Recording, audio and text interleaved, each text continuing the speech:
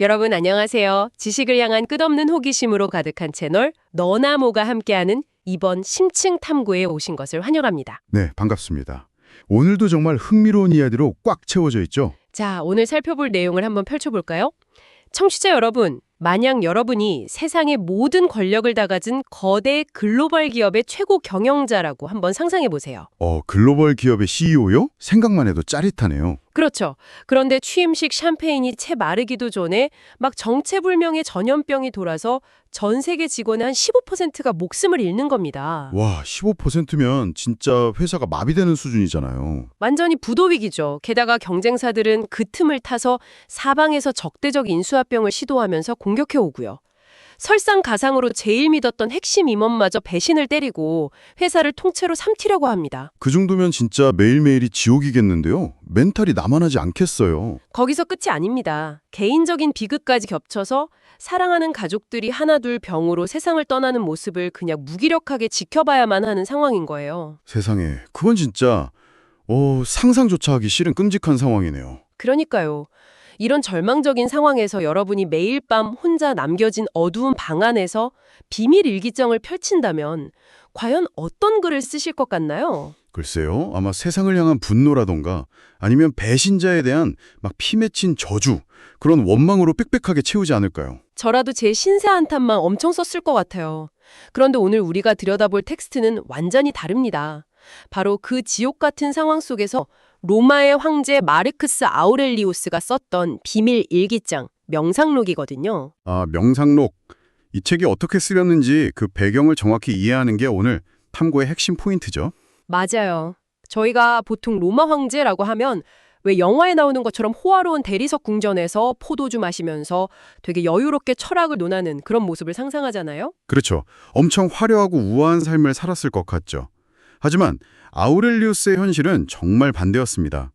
재위기간 19년 내내 그는 얼어붙은 도나우 강변에 그 흙먼지 날리는 최전방 군용 막사에서 지내야 했거든요. 궁전이 아니라 최전방 텐트에서 19년을 살았다고요? 와, 진짜 충격적이네요. 네, 매일 수천 명의 병사들이 피를 흘리며 죽어가는 마르토마니 전쟁터 한가운데 있었던 거예요. 게다가 아까 말씀하신 그 전염병, 안토니누스 역병이라는 끔찍한 팬데믹이 제국 전체를 덮쳤고요. 그 당시 역병이면 뭐 약도 없고 속수무책이었겠네요. 그럼요. 국가 재정은 완전 파산 직전이었죠. 그래서 군자금을 마련하려고 황제가 자기 아내의 비단옷이랑 황실의 보물들까지 싹 다 시장에 내다 팔아야만 했습니다. 아니 명색이 로마 황제인데 중고마켓에 자기 물건을 내다 판 거나 다름없네요. 근데 사실 제가 이 자료들을 보면서 제일 마음이 아팠던 건요. 그가 황제이기 이전에 한 명의 비극적인 아버지이자 남편이었다는 사실이었어요. 아, 맞아요. 그 가족사가 진짜 너무 참담하죠. 네, 12명이 넘는 자녀들 중에서 무려 8명 이상을 어린 나이에 땅에 묻어야 했잖아요. 심지어 7살 난 아들이 수술받다가 과다출혈로 죽어갈 때 세상 모든 걸 다 가졌다는 황제가 할 수 있는 일이 아무것도 없었다는 게 진짜 얼마나 무력했을까요? 그 심정은 정말 부모가 아니고서는 가늠하기도 힘들 겁니다. 나중에는 유일하게 살아남은 후계자인 아들 코모두스를 데리고 그 끔찍한 최전선으로 향하잖아요. 네, 그리고 평생을 전쟁터까지 동행하면서 의지했던 아내 파우스티나마저 결국 그 척박한 군사 천막 안에서 황제의 손을 잡고 병으로 세상을 떠나죠. 그러니까 모든 것을 가진 권력의 정점인 줄 알았는데 실상은 가장 소중한 것들을 끊임없이 잃어가면서 그 텅 빈 공허함과 혼자 싸워야 했던 겁니다. 여기서 정말 흥미로운 점은요. 이 책이 출판을 목적으로 쓴 화려한 도덕 교과서가 절대 아니라는 거예요. 아, 남들한테 이렇게 살아라 하고 홍계하려고 쓴 게 아니군요. 네, 아닙니다. 그 극심한 상실과 고통의 한복판에서 내일 당장 자기가 배신당하거나 죽을지도 모르는 상황 속에서 쓴 글이거든요. 스스로 미치거나 절망하지 않기 위해서 쓴 거죠. 그러니까 부서져가는 자기 정신을 어떻게든 꽉 붙잡으려고 가장 아픈 자신한테 쏘아 올린 되게 절박한 구조 신호 같은 거였네요. 정확합니다. 생존의 기록인 셈이죠. 문장들을 보면 문법이 파괴될 정도로 엄청 투박하고 간결한 것들이 많아요. 극한의 고통 속에서도 내면의 끈을 안 놓으려는 인간의 그 처절한 몸부림이 그대로 묻어나는 겁니다. 와, 제발 나부터 여기서 무너지지 말자. 이렇게 스스로 뺨을 때리고 어깨를 다독이는 일기였군요. 자, 그렇다면 여기서 우리 청취자분들을 위해 가장 중요한 질문을 한번 던져보겠습니다. 네, 어떤 질문이죠? 이 2000년 전 고대 로마 황제의 처절한 개인 일기장이 왜 지금 현대 실리콘밸리의 천재 창업자들부터 번아웃에 시달리는 평범한 직장인들까지 수많은 사람들의 멘탈을 구원하는 인생책으로 꼽히는 걸까요? 솔직히 겉보기엔 시대적 배경이 너무 다르잖아요. 겉모습은 완전히 다르죠. 하지만 본질적인 구조를 보면 놀랍도록 완벽하게 동일하기 때문입니다. 우리 현대인들의 삶을 가만히 한번 들여다보세요. 출근길 지옥철부터 시작해서 말 안 통하는 꽉 막힌 상사와의 갈등이라던가. 그렇죠. 그리고 갑자기 터지는 경제 불황, 구조조정, 또 SNS 켤 때마다 막 쏟아지는 남들의 화려한 삶과 비교하면서 느끼는 성과 압박 같은 것들이요. 아, 듣고 보니 현대 직장인들이 매일 마주하는 이런 스트레스나 번아웃의 원인들이 전부 다 내가 통제할 수 없는 거대한 외부의 재앙들이네요. 맞습니다. 현대인들 역시 아우렐리우스의 그 피비린내 나는 전장 못지않게 통제 불가능한 일상이라는 전쟁터 한가운데 우두커니 서 있는 겁니다. 그러네요. 제가 이 책 내용들을 쭉 읽으면서 딱 떠오른 비유가 하나 있거든요. 우리 스마트폰 쓸 때 보면 배터리가 유독 미친 듯이 빨리 닳는 그런 날 있잖아요. 아, 있죠. 그럴 때 보면 꼭 백그라운드에서 뭔가 막 돌아가고 있더라고요. 맞아요. 수십 개의 앱이 몰래 돌아가면서 시스템 자원을 다 갉아먹고 있는 거잖아요. 저는 우리의 정신도 똑같은 것 같더라고요. 당장 바꿀 수 없는 금리 인상에 대한 분노라던가. 남들이 나를 어떻게 평가할까 하는 불안감, 그리고 이미 엎질러진 과거의 실수에 대한 후회 같은 것들이죠. 네, 바로 그겁니다. 이런 통제 불가능한 일들에 대한 걱정이 우리 뇌의 백그라운드에서 진짜 끝없이 돌아가면서 정신적 에너지를 완전히 방전시켜버리는 거죠. 와, 그 스마트폰 비유 정말 탁월하네요. 그 비유를 그대로 한번 가져와서 설명해 볼게요. 명상록은 바로 그 불필요한 걱정 앱들을 강제로 종료시키고 우리 삶의 철학적 운영체제, 그러니까 OS를 최적화해주는 가장 강력한 시스템 정리 프로그램입니다. 오, 멘탈 최저가 프로그램이군요. 네, 아우렐리우스는 이 책에 무려 30% 이상을 할애해서 스토아 철학의 핵심인 통제의 이분법을 강조하거든요. 통제할 수 없는 외부의 혼란은 그냥 자연의 섭리로 담담히 받아들이라는 거죠. 내면적 태도나 내 선택에만 100% 에너지를 집중해라 이 말씀이시죠. 맞습니다. 이것이 바로 현대인들에게 지금 가장 시급한 멘탈 코어 근육 훈련인 셈이죠. 잠깐만요. 이론은 너무 훌륭하고 좋은데 현실적인 반론을 하나 제기하고 싶습니다. 예를 들어서 금요일 퇴근 딱 10분 전에 상사가 메신저로 말도 안 되는 업무 지시를 내리면서 막 화를 낸다고 가정해 볼게요. 상상만 해도 혈압이 오르네요. 그냐니까요. 이럴 때 이건 내 통제 밖의 일이니 화를 내지 말자. 이렇게 그냥 좋게 좋게 생각하는 건 솔직히 요즘 말로 정신승리나 유해한 긍정주의 아닌가요? 피가 거꾸로 솟는데 어떻게 감정을 억누르죠? 무작정 감정을 억누르거나 그냥 무조건 긍정적으로 생각하라는 뜻이 절대 아닙니다. 오히려 그 감정이 발생하게 된 기계적인 원리를 한번 분해해보라는 뜻이에요. 기계적인 원리를 분해한다고요? 그게 어떤 의미죠? 여기서 현대 정신의학, 특히 인지행동치료의 핵심 원리가 등장하는데요. 아우렐리우스가 일기장에 이렇게 썼거든요. 우리를 괴롭히는 것은 외부 사건 그 자체가 아니라 그 사건에 대한 우리의 판단이다라고요. 아, 사건 자체가 아니라 나의 판단이다. 네. 금요일 오후의 메신저 알림 자체는 사실 그냥 액정 화면의 픽셀 조각이고 전자신호일 뿐이잖아요. 그게 우리를 물리적으로 때리진 않죠. 그쵸. 핸드폰이 저를 때리는 건 아니니까요. 진짜 우리를 고통스럽게 만드는 건 그 메신저를 깍 보고 상사가 나를 개무시한다. 내 소중한 주말이 완전히 망가졌다라고 해석하는 나의 판단이라는 겁니다. 아, 외부의 자극하고 나의 반응 사이에 있는 그 해석의 프레임 자체를 뜯어고친다는 거군요. 상사의 짜증은 내가 통제할 수 없는 앱이지만 이걸 내 주말을 망치는 치명적인 공격으로 볼지 아니면 그냥 월요일 오전에 출근해서 처리할 업무 리스트 1번으로 분류해버릴지는 온전히 내 권한이라는 거죠. 와, 정확하네요. 고통의 전원 플러그를 세상이 쥐고 있는 게 아니라 내가 쥐고 있다는 통제감을 회복하는 거군요. 네, 그 순간 우리 뇌에서 편도체가 막 북주하면서 투쟁 도피 반응을 일으키는데 판단을 유보하고 사건을 객관적으로 딱 분리하는 훈련을 통해서 그 폭주를 물리적으로 차단하는 겁니다. 이게 바로 우울감이나 번아웃을 치료하는 인지행동치료, CBT의 뿌리거든요. 대단하네요. 2000년 전 철학이 현대 심리치료의 뿌리가 되다니요. 게다가 아우렐리우스는 끊임없는 비교 때문에 자존감이 무너지는 사람들에게 내면의 성체를 쌓으라고 제안합니다. SNS를 보면서 비교하는 현대인들에게 아주 딱 맞는 조언이죠. 내면의 성체요. 그러니까 평가의 기준을 외부의 인정이나 인스타그램의 좋아요 숫자 같은 데 두지 말라는 건가요? 맞아요. 오늘 나는 위기 옆에서 이성을 잃지 않았는가? 나는 타인에게 친절하게 대했는가? 이런 나의 내면적인 태도와 행동으로 기준을 완전히 옮겨오는 겁니다. 아, 그렇게 되면 남들이 아무리 화려한 외제차를 자랑하고 먼저 승진을 해도 내 튼튼한 성체 안으로는 절대 쳐들어올 수가 없게 되겠네요. 바로 그겁니다. 심리적인 거리두기를 확실하게 하는 거죠. 자, 그럼 이제 본격적으로 아우렐리우스가 남긴 이 철학적 OS의 소스 코드, 총 12권으로 이루어진 비밀 일기장을 우리 청취자분들과 함께 직접 열어보겠습니다. 단순히 책 목차를 쭉 읽는 게 아니라요. 네, 이 문장들이 우리의 일상생활이라는 시스템을 어떻게 업그레이드 해주는지 테마별로 묶어서 한번 언팩해보는 거죠. 좋습니다.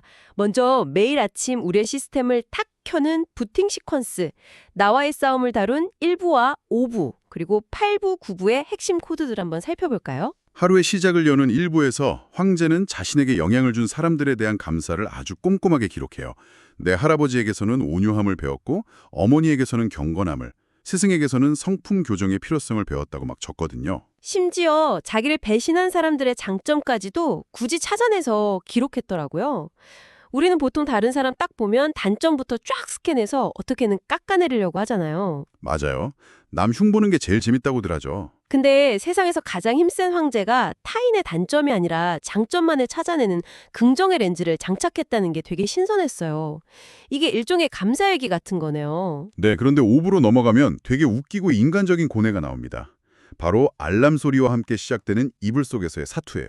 아, 침대에서 일어나기 싫어하는 거요. 네, 날이 밝았는데도 잠자리에서 일어나기가 싫을 때 생각하라. 나는 침상에서 이불을 덮어쓰고 온기를 즐기기 위해 태어났는가? 거미나 꿀벌도 제 몫을 다하는데 너는 인간의 일을 거부하려느냐? 이렇게 썼어요. 아니 세상에 로마 황제도 아침에 알람 끄고 5분만 더 하면서 이불킥을 했군요. 너무 공감돼서 빵 터졌어요. 인간의 뇌는 원래 본능적으로 편안함을 추구하게 되어 있으니까요. 황제라고 다를 리 없죠. 하지만 여기서 황제는 그냥 단순한 아침형 인간을 넘어서 존재의 이유를 스스로에게 묻는 겁니다. 자연계의 조그만 미물들도 다 우주의 질서 속에서 자기 역할을 하는데 내가 침대 온기에 굴복하면 안 된다는 거군요. 네, 가장 고등한 이성을 가진 인간이 본분을 저버린다는 건 시스템의 치명적인 에러라는 걸 상기시키는 거죠. 매일 아침 자기 이성을 강제로 부팅시키는 정말 강력한 명령어입니다. 와, 미라클 모닝보다 훨씬 더 근원적인 질문이네요. 그럼 이어서 8부와 9부에서는 이 부팅된 이성이 어떻게 돌아가나요? 네, 고통의 프로세스를 어떻게 강제 종료하는지 구체적인 실행 코드가 나옵니다. 고통을 주는 일이 있다면 판단을 멈춰라. 그러면 고통도 사라진다. 그리고 해야 할 일을 하지 않는 것은 불이다. 라고 적었죠. 아까 전문가님이 말씀하신 인지행동 치료의 완전 실전 압축판이네요. 내 생각을 통제하는 순간 그 고통은 그냥 무해한 데이터 쪼가리가 되어버리니까요. 정확합니다.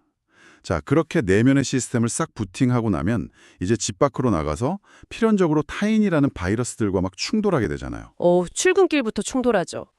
2부, 6부, 7부, 11부 전체를 관통하는 주제가 바로 이 인간관계 방화벽 구축이더라고요. 2부를 보니까 황제도 매일 진상 고객들 만날 각오를 굳게 다지던데요. 네, 오늘도 나는 주제넘게 간섭하는 사람, 배은망덕한 사람, 이기적인 사람을 만날 것이다. 이렇게 아예 예상을 해버리죠.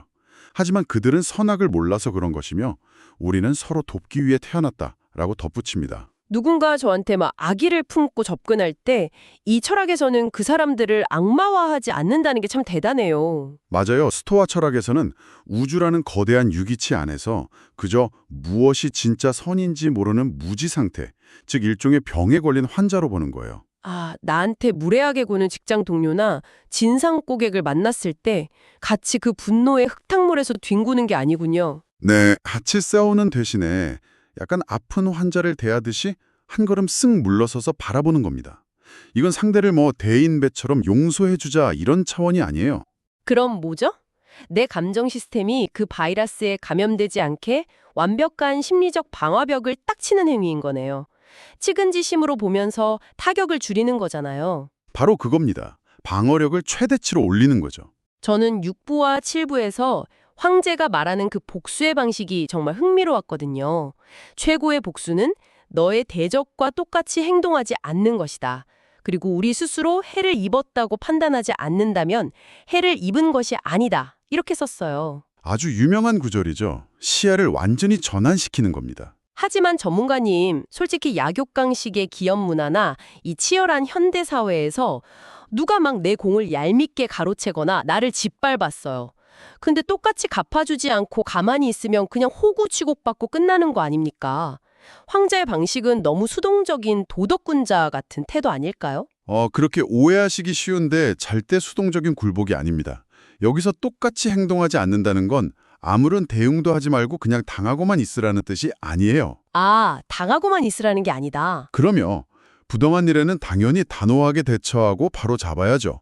아우렐리우스가 진짜 경계한 건 대응하는 과정에서 상대방의 그 악의적이고 저열한 방식을 똑같이 모방하다가 내 영혼의 소스 코드마저 그 괴물처럼 더럽게 오염되는 상황입니다. 아, 내가 상대방을 찌르려다가 내 칼에 내 손이 베이는 거랑 비슷하네요. 맞아요. 11부와 유명한 문장 중에 우리의 분노가 그 분노를 일으킨 행동보다 얼마나 더 큰 해악을 가져오는가라는 구절이 그걸 딱 뒷받침해 주죠. 단호하게 행동하되 그 행동의 동기가 이성을 잃은 분노나 찌질한 원한이 되어서는 안 된다는 거군요. 네, 상대의 그 낮은 수준으로 추락하지 않고 나만의 품위와 내면의 질서를 꿋꿋하게 지켜내는 것. 그것이야말로 상대가 절대 침범할 수 없는 가장 압도적이고 완벽한 심리적 우위이자 진짜 최고의 복수라는 겁니다. 와, 겉으로 맞서 싸우는 게 아니라 내 시스템의 관례자 권한 자체를 상대방의 도발에 홀렁 넘겨주지 않는 게 핵심이군요. 진짜 뼈 때리는 조언입니다. 자, 이제 마지막 테마, 불필요한 캐시 메모리를 싹 삭제하고 데이터의 본질만 남기는 3부, 4부, 10부, 11부, 12부의 과정입니다. 네, 3부와 4부에서는 남들의 평가에 휘둘리지 말 것을 아주 강력하게 주문하죠. 정신의 노예가 되지 마라. 우쭐해하거나 고통스러워하지 마라. 진짜 타인의 인정, 좋아요 수, 평판 이런 거에 목매는 현대인들의 피로감을 정확히 짚어주네요. 그리고 10부와 11부에서는 이 세상의 껍데기를 벗겨내는 필터링 작업을 요구합니다. 우리에게 일어나는 모든 일에 불평하지 마라. 사물의 원인을 보되 거죽을 벗기고 보라 라고 하죠. 거죽을 벗긴다는 표현이 진짜 압권이에요. 이거 우리 현대의 삶에 한번 적용해 볼까요? 좋죠. 우리가 그렇게 막 갈망하는 수천만 원짜리 명품 시계 있잖아요. 그것도 본질을 딱 벗겨보면 결국 그저 태엽과 톱니바퀴의 조립품일 뿐입니다. 수백만 원짜리 최고급 와인도 결국 그냥 발효된 포도즙에 불과하다는 거잖아요. 타인의 부러움 섞인 시선이라는 그 화려한 거죽을 확 벗겨내고 나면 그것들이 내 영혼의 평온에는 진짜 1도 가치를 더해주지 못한다는 진실을 보게 되네요. 정확합니다.